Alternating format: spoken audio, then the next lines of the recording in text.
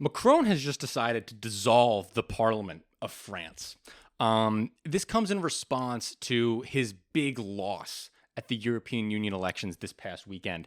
The far-right party in France, the National Rally Party, led by Marine Le Pen, they have done exceedingly well in the European parliamentary elections. I want to run through a little bit of the numbers. The National Rally Party got 31.37% of the vote. The Renaissance got 14.6%. That's Macron's party. The Socialist Party got 13.83%. The far left got 9.89%. And then parties go down and dwindle from there. There's the Republicans, the Communists, the Greens. Point is, National Rally blew everyone else out of the water. Yeah, completely. Now, why did Macron dissolve Parliament? We just saw an election where Macron lost by half. He didn't get half of the votes as his opponent did. Why would he dissolve Parliament now? Well, I think it's a big brain move if it goes his way. Really? So he does not want the right wing to get a victory lap. He is trying to, okay, right wing gets a victory right here. I don't want to give you 6 months of riding off those coattails, being able to share how happy and excited you are about this grand victory. Yep. None of that. Get right back out there and challenge me. Yeah, let me take the wind out of your sails immediately. Exactly. And this is similar to what the Socialist Party in Spain did previously this year. So the far right in Spain won a ton of local elections, and they were getting a lot of, I don't want to say positive media coverage, but a lot of media coverage. And in response, Sanchez, the prime minister, the socialist prime minister, says, we're going to the polls in a month. I'll take you on. And then Sanchez won in a big victory. Yeah. A big surprising victory. It's so crazy because I can so see it going either way. Yeah. Like the far right and the voters for the far right get super excited by this massive victory that they just had, and they turn out in spades. Or everyone else in the cities, everyone on the left and in the center, They're all like, gets terrified. "Screw it." They're like, we need to save our country from the National Rally. Yes, exactly. And so that's what Macron is betting on here. He also thinks that the National Rally just isn't as organized as it would be a year from now. He thinks they're not organized yet. Let's take that to them. They're not ready to host this many candidates and all the literature. Let's get at it. That's what he thinks. I don't know how accurate that is, but that's the mindset. Yeah, I was listening to a podcast where they were comparing this current French situation to the election for Brexit, or the referendum on Brexit. Yeah, very similar. And it was a similar situation. And then I don't know the name of David Cameron. Yeah, David was the Cameron prime was the minister. prime minister. Yeah, who called for it. And of course, they voted for Brexit, and it will always be a black mark on David Cameron. Yeah. And it's just a massive gamble. Like Massive there's so much to lose. So I want to run through, why do we think the National Rally did so well in the European elections, and why Macron doesn't think that will carry over. Well, the National Rally was in coalition with other far-right parties, and that's one of the reasons they were able to do so well. So Eric Zemmour is another far-right guy in France. And Eric Zemmour got like 7% of the vote in 2022 for president in France. He did not host any candidates and totally backed the National. Yeah. So that might be boosting up the National Rally vote share. For sure. Another part of this is the EU Parliament elections aren't really seen as serious, because as we said in one of our previous episodes this week, the European Parliament doesn't actually control that much. They don't make that many big decisions. It's really the EU Commission. So a lot of people view the European Union parliamentary elections as protest votes. And because that's the case, Marine Le Pen might not be as strong as we think she is after this result. It's very easy to check a box for a far-right party that you know is not actually near any lever of power. Yeah, it also makes more sense in France, where the National Rally, specifically a huge component of its messaging, is anti-Europe, anti-EU, right? Okay, so then, in the EU elections, they turn out in spades, and they're like, I'm showing my problems. Yes, totally. Another reason that National Rally support at the EU parliamentary level might not transfer to the French parliamentary level is they use two totally different systems of representation. The French National Parliament uses a local runoff system. And because of that, it takes like a whole list of like 10 candidates, and then you do the first round. Only the top two go to the second round, and then whoever wins that becomes the representative. Well, what ends up happening is extremist parties have a very hard time gaining any representation at all because you have to convince the center. Yeah. In those types of elections, you have to convince the center. And National Rally has proven that it's not really able to do that.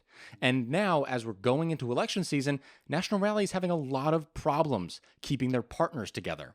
So Eric Zemmour has said that he's not sure he's going to do a coalition with the National Rally at the French level. La Républicains, this is a big deal. The Republicans used to be the regular center-right opposition to the socialists. It's the party of Charles de Gaulle after World War II.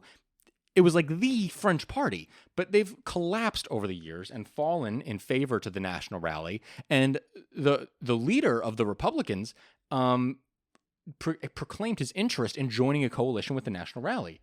And in response, the party leaders ousted him and kicked him out in a unanimous vote. The leader is refusing to concede power, and he's calling his ousting as illegal. But what does all this mean? It means the right is not organized. True. That's what that means. And you think it could really have an effect on them in the election? That's what I'm thinking, because the left is organized. Yeah. The left is already united. The left/center/center right. Right. Well, if the left unites with the center, that's a different story entirely. But the left is very united. So on late Monday evening, the leaders of France's 4 principal left-wing parties, the Rebellious France, the Socialist Party, the Communist, and the Greens, announced the formation of a new popular front. And so they're all joining together to fight back against any gains that the far right could make. Well, because Macron's party is still center-right, so they're he's not part of it. No. So, but then this gets to the next part here. Okay. So this is what the program, the Popular Front, is centered around: a program for a social and ecological rupture in order to construct an alternative to Emmanuel Macron and combat the racism of the far right.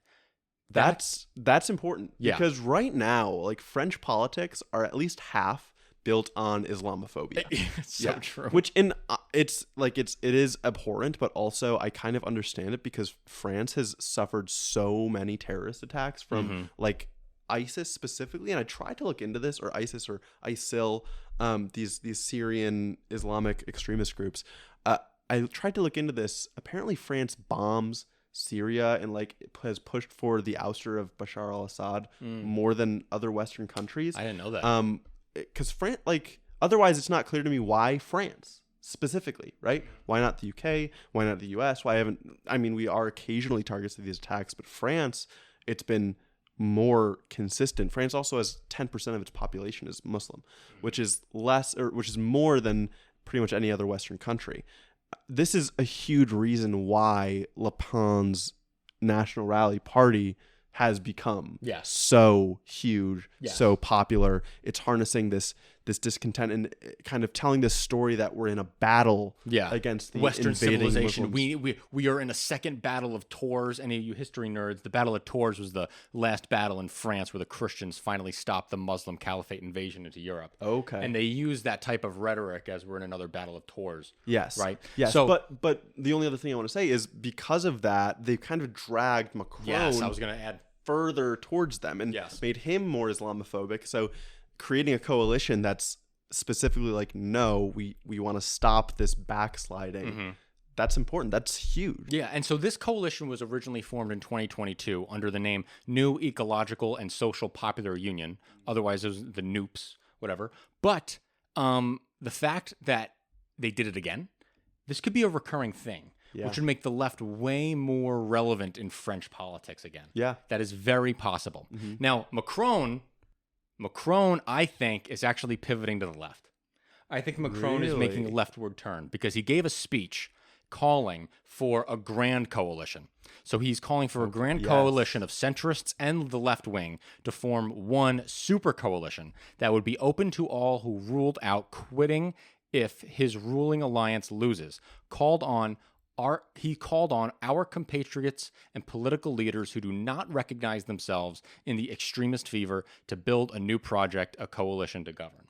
So that's his play. Whether or not Noops takes him up on it, I don't know, because Macron has done a lot of stuff to piss off the left. He did the retirement reform, the pension reform, raising the age of retirement. He's done a lot of stuff that is not good for the Muslim community.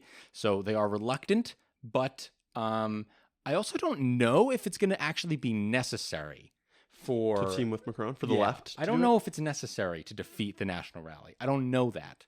Yeah. I need to see more opinion polling over the next week to get an answer to that question. Yeah. Before I make a decision on what the left or what I think the left should do. Because I think the left should stay away from Macron as long as possible. Sure. And then if it looks like it's going poorly after a week, because you only have like 2 weeks to do it. Yeah. After a week, if it looks like you can't get the majorities, ally with Macron. That makes sense. I mean, it seems like based on Macron's party only winning 14% of the vote in the European Parliament elections, you could see it being like, yeah, we don't need you. Yeah. It's not like the left can overtake the National Rally, but if the left sticks in their strong areas and Macron sticks in his strong areas, the National Rally can be locked out because they do the locality elections rather than proportion, right? Yeah. So that's where it will depend. But crazy for Macron to just call a snap election like this. This has been a crazy month for politics. We have the UK elections coming up on July 4th. Yep. We have the French elections coming up in 2 weeks. Yep. And then we have the first presidential debate in 2 weeks. Yeah. Not to mention we just got off of elections in Mexico, India, and South Africa. And the European parliamentary elections. And yeah, what a crazy it has been year. crazy. I need to say one more thing about France, just so everyone is clear on how this works. There is a president and a prime minister and a parliament in France. Emmanuel Macron was elected as president 2 years ago, I think. His term is 5 years long. The president is separate from domestic affairs. The president represents France internationally and is the commander-in-chief of its armies. Macron is going to hold that role for the next 3 years, regardless of what happens in this election coming up. This election is going to determine who the prime minister and the composition of the French parliament is. So this is going to affect French domestic affairs, while Macron will still be the leader of everything international. But Macron's going to need funding to do stuff for Ukraine. Sure. So that'll be difficult. Yes.